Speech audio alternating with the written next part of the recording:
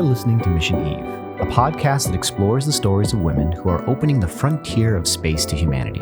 Your host is Megan Crawford, managing partner of Space Fund, a venture capital firm investing in the space industry. She is a mother, volunteer, founder, and true believer in humanity's future in space. Mission Eve is meant to inspire the girls of today who will be the women of tomorrow, leading our first permanent off-world settlements. Space needs women.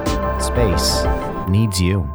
Hello, welcome to Mission Eve. I am your host, Megan Crawford, and I am thrilled today to welcome Rachel Lyons to the podcast. Hello. Hello. Thanks, Megan. I'm so happy to have you today. I'm so excited to be here. Good. We're well, let's just jump right in. Yeah. Let's start at the beginning. Yeah. Where were you born? Where'd you grow up? And do you think that had an influence on your interest in space?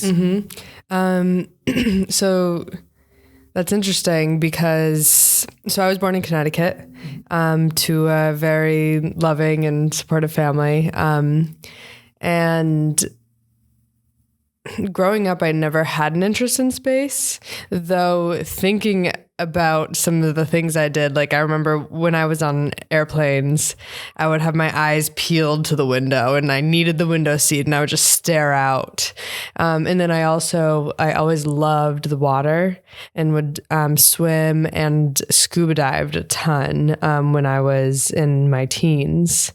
And so all of that time, I'd never, like I said, had an interest in space, but I do think that exploration of other worlds through the water is something that really opened me up to, like, I guess, possibilities for the universe in general.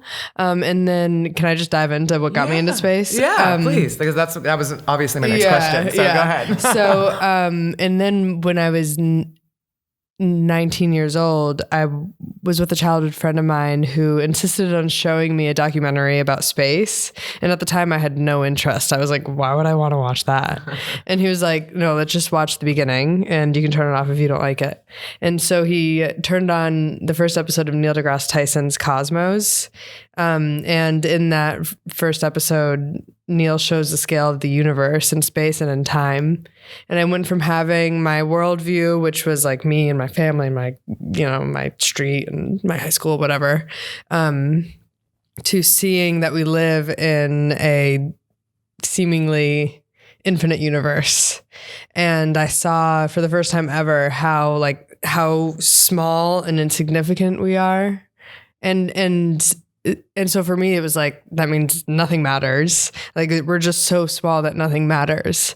And then also at the same time, how miraculous it is to exist in the first place. And so it's funny because it's kind of a dichotomy. It's like the meaningless and at the same time, the miraculousness of existence. And having that realization, like, really transformed my view of the world and my place in it, and the way, like, it made me suddenly so grateful to exist.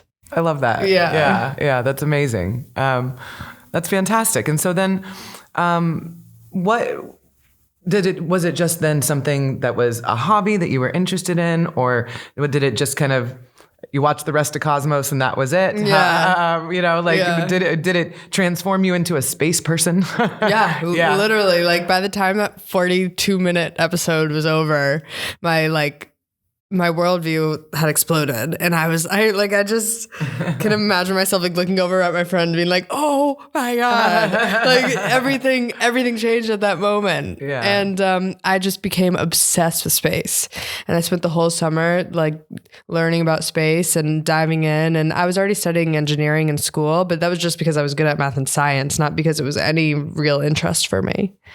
And then I remember, like, a couple weeks later, I was going on a really long flight, and I drank a bunch of coffee and read this book called The Science Behind Interstellar. It's written by Kip Thorne, who's the leading scientist that worked on Interstellar. And I read the whole intro, which talks about all the science behind it, and dives into like relativity and then how they show that in the movie. And then I watched the movie and I was like, holy crap. I sat, my universe exploded. And then then like a couple of weeks later, I learned about the theory of relativity, and I'm like, this entire reality that I thought that I had actually wasn't. Doesn't exist. Yeah. It's way weirder than what you think. Yeah. That's wonderful. So tell me a little bit about college. You said you were studying engineering. What type of engineering? So I was in industrial, and I came in undeclared, like I said, just because I knew I'd be good at it. And then I went into industrial engineering because I knew it would get me a good job. And then I was 19 going into my junior year, and I discovered this love for space. I immediately was like, I got to do everything I can to work in the space industry. I need to be an aerospace engineer. That's the way to do it. Right. And so I switched into aerospace engineering and like got involved with everything I possibly could, space and, the American Institute of Aeronautics and Astronautics, and SEDS, which stands for Students for the Exploration and Development of Space, and rocket team and this and that. And it was a identity shift, honestly, like a total transformation of identity. Yeah. Yeah. I became like Space Girl, like known as Space Girl with my friends. Fantastic. And so then, right, what'd you do after school? What came next? So it hasn't been too long since then, actually. I graduated less than 2 years ago. So in school, I'll dive back into a little bit more about school. Sure.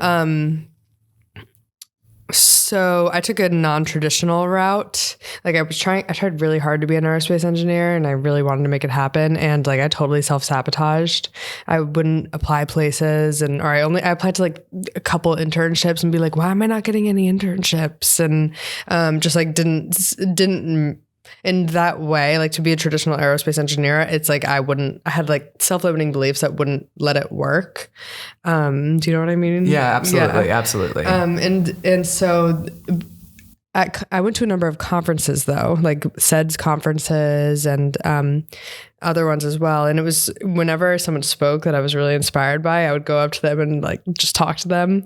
And sometimes they wouldn't care. Sometimes they didn't care to talk to me. And sometimes they like actually would hear me out and like really want to support me.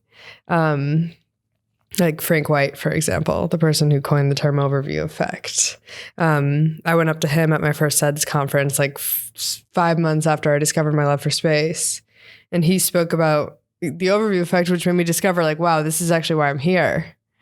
So tell us a little bit about the overview effect. Yeah. So the overview effect, the definition is the cognitive shift in worldview that occurs to astronauts when they go to space and they experience our planet from space.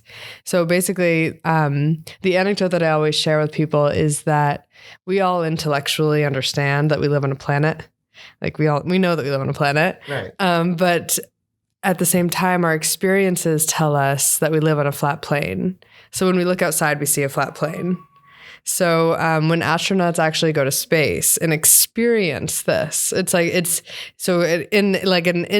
getting at is that an intellectual understanding and experience is two different things. And having that experience actually causes a cognitive shift in their brain. And that cognitive shift is called the overview effect. And astronauts come back down a lot of times with a totally different people. They have a new understanding of the environment and politics and humanitarian issues and even just their place in their own local communities. And it was learning about the overview effect. I didn't know that it existed, but I realized that was actually what happened. The similar thing, cognitive shift, was what happened to me. And so I chatted with Frank White afterwards, and I'm 19 years old and I'm so excited and inspired and awestruck by his work. And I go up to him afterwards and I was like, Frank, that was amazing. I loved everything that you said and I want to be an astronaut. And then Frank, who honestly, I believe he embodies the overview effect. Like it is, of course, an angel of a human is the person who creates the term. He said to me, Rachel, I want to see you reach your dreams and I want to help you get there. And so then he introduced me to 5 different astronauts and a woman named Loretta Whitesides, who has become a mentor in a way for me. And so both her and Frank, those relationships have been 2 of the most pivotal relationships that have led to my work now with Space for Humanity. Excellent. Excellent. Yeah. Both amazing people. So I'm glad you found them. Well, so let's talk about Space for Humanity. Is that, did you start doing that kind of right after college or while you were still in college? How'd that go? Yeah. So another personal connection, and actually to go back there, I said that I took a more non-traditional route. It's really been people who have like put their arms around me and been like, come with me, like, let me show you the way in a way like that. And it's opened up my world so much and, developed me so much as well. And so, yeah, Space for Humanity, New Space 2017, Dylan Taylor, our founder, first announced what Space for Humanity was doing. And at the time I was actually an intern of Loretta Whiteside's, like a personal intern. So we literally like just spent the summer like doing stuff together, and me helping her with her projects and whatever else. But for the day we stopped at New Space, and the only keynote I happened to walk into was Dylan Taylor. And he announced Space for Humanity. And the mission of Space for Humanity is to sponsor people to go to space, people from all diverse backgrounds, so that they can experience the overview effect. And I was so inspired by it. And being with Frank White, being someone who I love so deeply, I was like, I got to talk to Dylan after this and see if he knows Frank. And so then I talked to him afterwards and asked, and like, again, I'm just like super excited. And I go and I'm like, I asked him, and he actually didn't know Frank. And so I ended up introducing them, and I didn't go up to Dylan for any reason for myself other than that. But he and I kept in contact, and I had this crazy realization months later. It's funny, but did I tell you, I don't know if I shared this with you, but this crazy realization, that my dream job was to train future astronauts how to make the biggest impact when they return to Earth. That was like 6 months after I met Dylan, and I reached out to him and I told him that, and I was like, I want to help Space for Humanity. And this is while I was still in school. Okay, gotcha. I was in my final semester. And he invited me on as a volunteer. And then my role has expanded with them since then. And so now I'm the executive director. Excellent. So tell me a little bit about what your kind of day-to-day work life looks like. Like, what do you do when you get to the office? What kind of things keep you busy during the day? What's your actual work? Yeah. It's really interesting. It's very dynamic. The project is expanding really, really quickly. And so my responsibilities are changing really, really quickly. And all of this I've learned since I've started the role. It's been a very like learn as I go and mess up and iterate and and which is fine, and like I'm lucky to have an incredible team that I can do that with. And that are really supportive and we just all have such passion for the mission that we want to see it succeed, and like we all need to like do it together in order to get there. Right. And so I guess I'll get to the answer for your question in a little bit, but just where my mind is going right now is thinking about how important communication has been, and how like big that's been. Like my teammates are becoming my colleagues' teammates, whatever I want to call them. They've become really good friends of mine, and it's like if anyone shows up to work disempowered, it's likely because there's something that hasn't been communicated, and so it's like.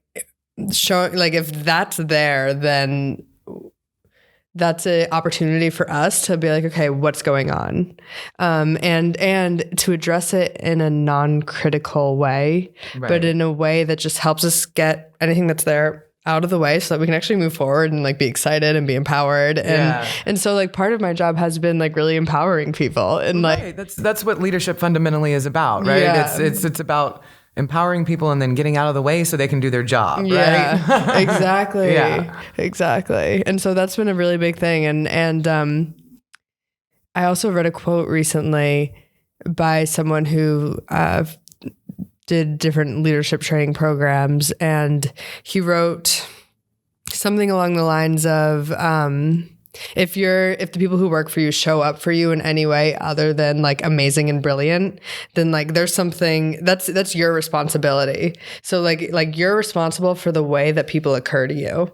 And I actually like, it really resonated with me because I have a lot of volunteers and like, right. And I was like in my head, I was like, I don't have time for this. And like, and then like, that's how our meetings go. And like, who's going to want to volunteer for someone who thinks that they don't have time for you? Right. Yeah. And so I realized that like, I can be responsible for the way that, like if I think about my volunteers in a way that's empowering, then they're going to be more empowered in real life.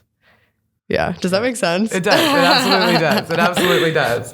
And so day to day, it's a lot of kind of leadership stuff and working with your team and probably just organizational stuff, lots of emails, that kind of thing. Lots of emails, lots of like coming up with crazy ideas and then being like, okay, now how are we going to do this? And then lots of like evaluating when things aren't working. Being like, okay, why isn't this working and how can we do it differently in the future? And that's the really special thing about working for such a small dynamic team is that like we can iterate on a weekly or even daily basis. And so like it's really important to look internally, not only at like the organization internally, but also at yourself internally and be like, okay, why is this happening this way? And how can I improve it in the future? So yeah, that, and then fundraising, like logistically, fundraising, program development, recruiting people, answering emails, meeting with people, just like sharing our vision over and over and over and over again. You get really good at it. Yeah, I get really good at it. And it's funny, like with some people, I try and just be really present while I share our mission, because it's really easy to like just run off the words that I know how to say. And a lot of times it does sound the same, but if I'm really, really present and like present to what I'm saying and like honestly how truly profound our mission is, then I can connect with the person in a different way than I would have otherwise been able to.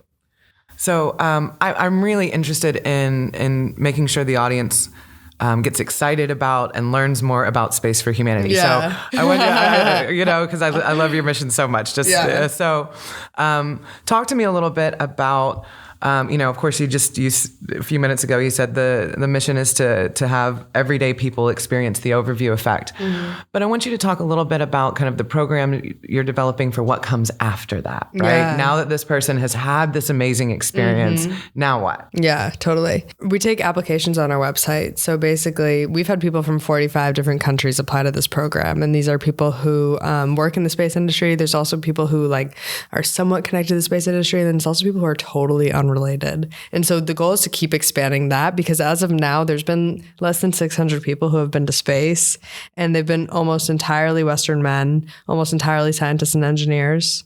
And not that there's anything wrong with that demographic. I think they're wonderful. Yeah. And it's not representative of the human population. Right. And with the overview effect being something that we know is so profound and so connecting and so important, what would the world be like if there was people represented from all over and having this experience? And that's really the question that drives me is like, what would it be like if people actually got that we live on a planet? Yeah. Like, it's like, so it's like, seems silly, but that's it. And I think that simple question is like really interesting to think about. Anyways, to go back to your question. So we take applications on our website. And what we're looking for is potential for impact. So we know that we can't send everyone to space. But we can send people from communities who have never been represented before and have them each, like I envision them as seeds in communities from all around the world, planting these ideas, planting this perspective and creating social impact programs in those communities to share it with people. So people apply and we'll be selecting people in the coming months or years. And then after that, what we're creating is a training program. And so this is a leadership training program and a physical and psychological program that trains them for the space flight. But the reason it being a leadership training program is really important to me is because that global perspective is so essential for leadership. There's been astronauts who return to Earth and say that we need to send political leaders into space, because we need people who have this perspective to be in leadership. And then also it's like, how do we address the problems that we're facing globally unless we actually can face them from the context that they're occurring on? So each of these people will be trained as leaders, and then also will create, which I talked about a little bit before, but create their own social impact program. And each of those programs will be around one of the UN Sustainable Development Goals. So these are 17 goals that the UN says if by 2030 we can accomplish these goals, we'll essentially have a world that works. And it's anything from eradicating poverty to equality for women and girls, to life below water and life on land, to education for all. It's just like these global challenges that we're facing and that are pressing right now. And so each of our astronauts will then return to Earth and carry out a project to forward one of those. And so ultimately what my goal is with the programs, and what our goals are, is to create a foundation for humanity's future in space. So bring in the public support and opinion and the ideas and the entrepreneurs to really make this happen, while also improving life on Earth. And I think that's an essential thing that we can't forget. While we're all working on these crazy futuristic space things, the reason why I care about it is not only like to become an interplanetary species, like I think that's awesome and I want to do it, but it's also to improve life on Earth today. Wonderful. I know. I love it. I love it so much. I'm just so excited for you guys, and so supportive of this mission. I think it's fantastic. So let's talk about the space industry itself. So you've been in the industry a couple years now. Yeah. You've been around, you go to the conferences, you do the things. Yeah.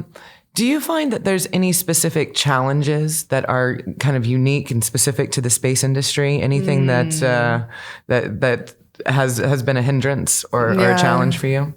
I think the first thing is I've heard it be considered a little bit of an echo chamber.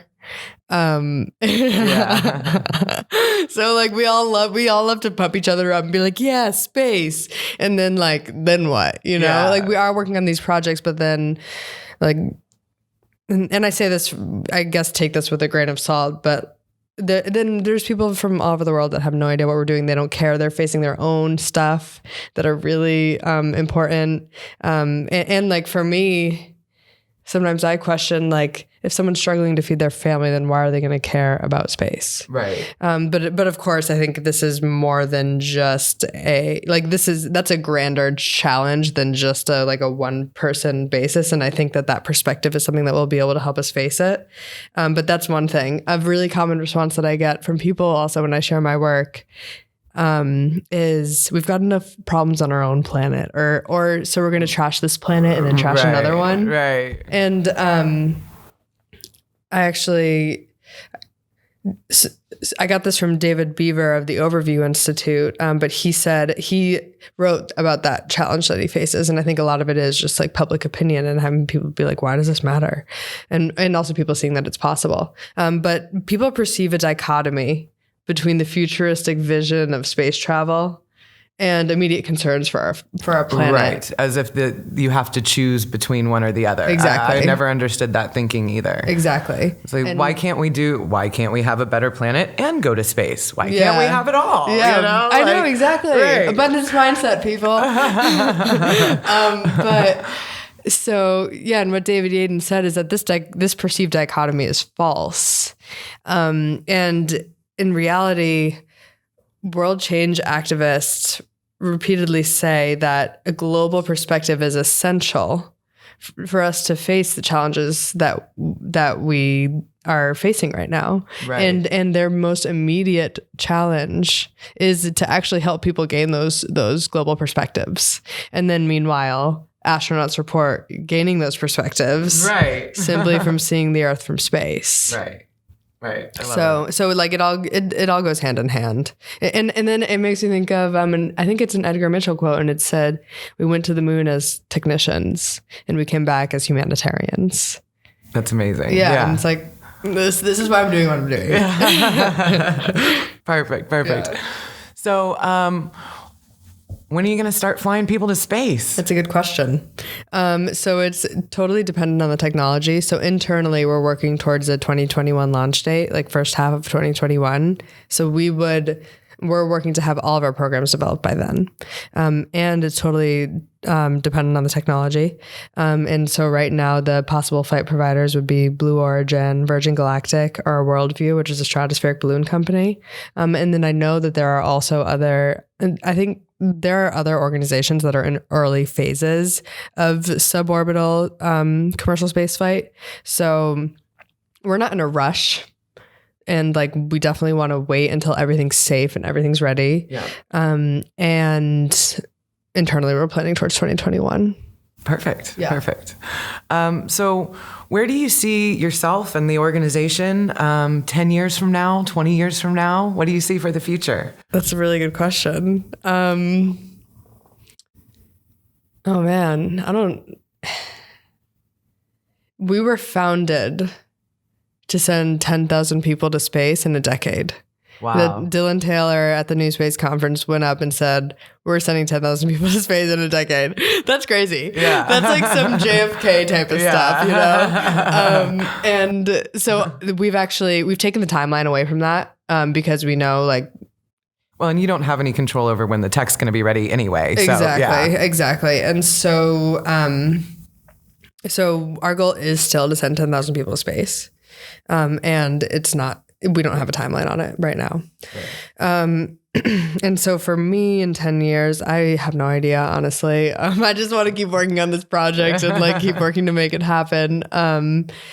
And for us, I know that we're in this for the long run. Like, that's why I said we're not in a rush. Yeah. Because we know that we're going to send people to space and we don't need to, we know it's going to happen. Yeah. And then for me personally, the only goal that I can think of to articulate with you right now is that my goal is to go to space by 2030 and throw a party on the moon by 2034. Excellent. That's my crazy goal. Yeah. I'm definitely going to be there. Don't worry. We've had this chat. Yes.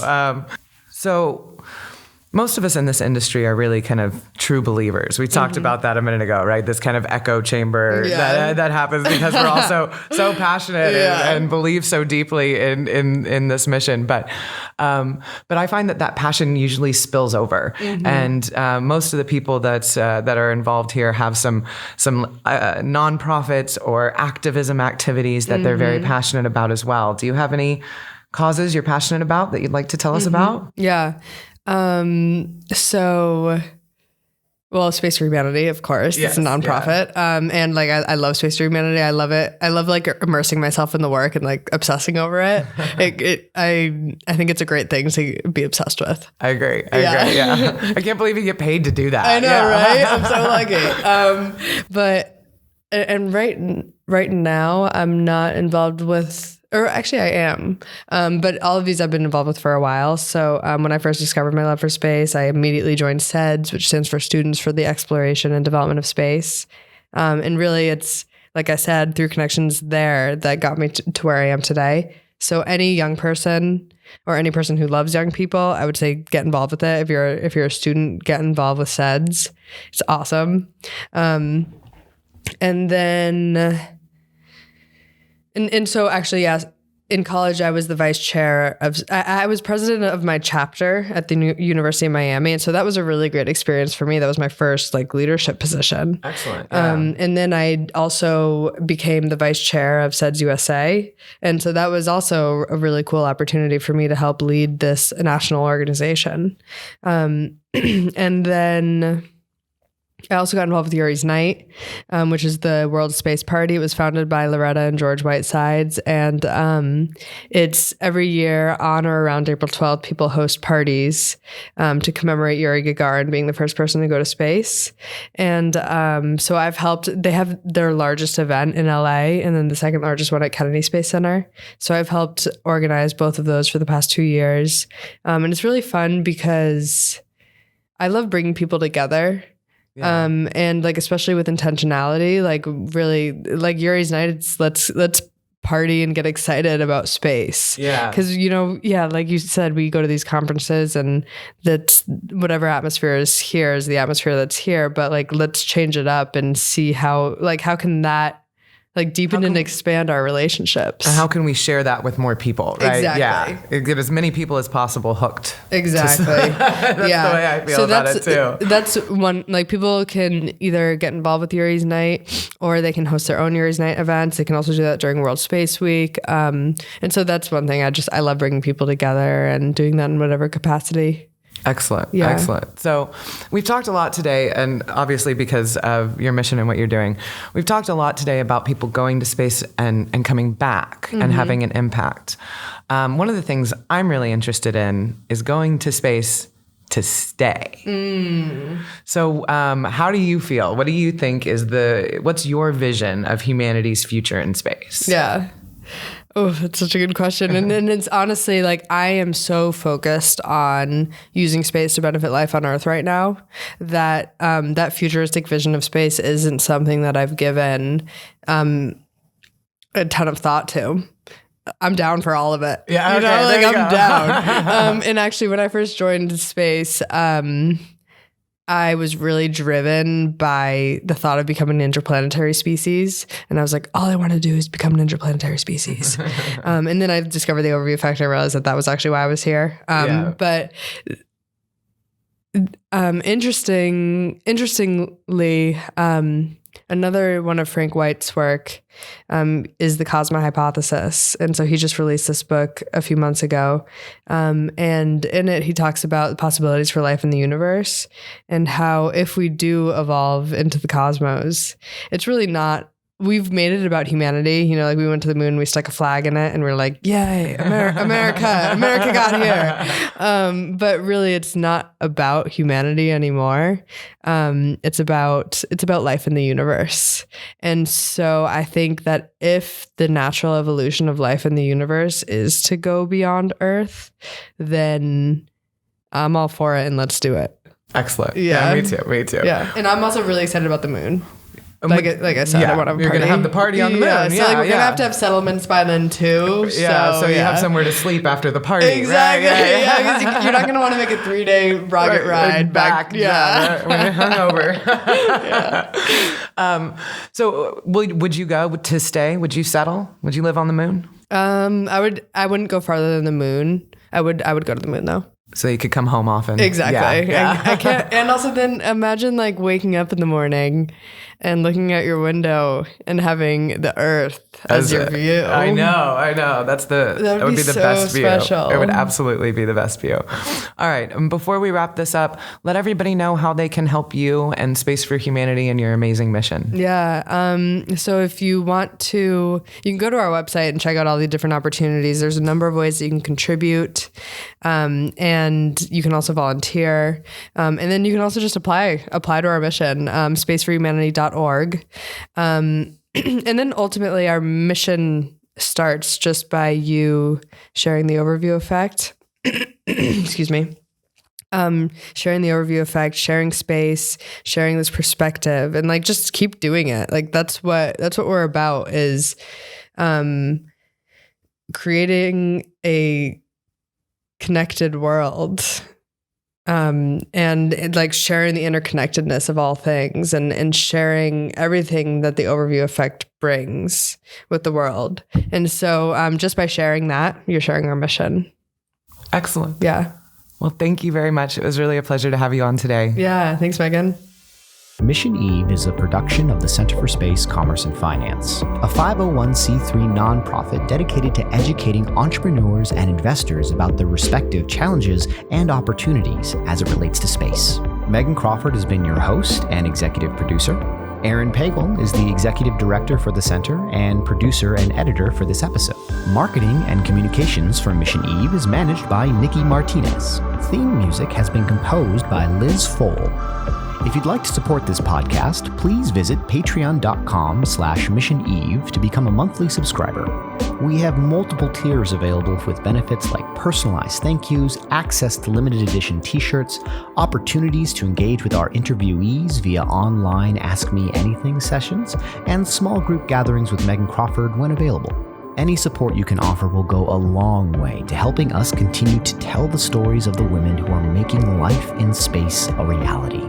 Please follow us on Facebook at facebook.com/Center for Space Commerce and Finance, Twitter at CSCF_nonprofit, and LinkedIn at linkedin.com/company/CSCF.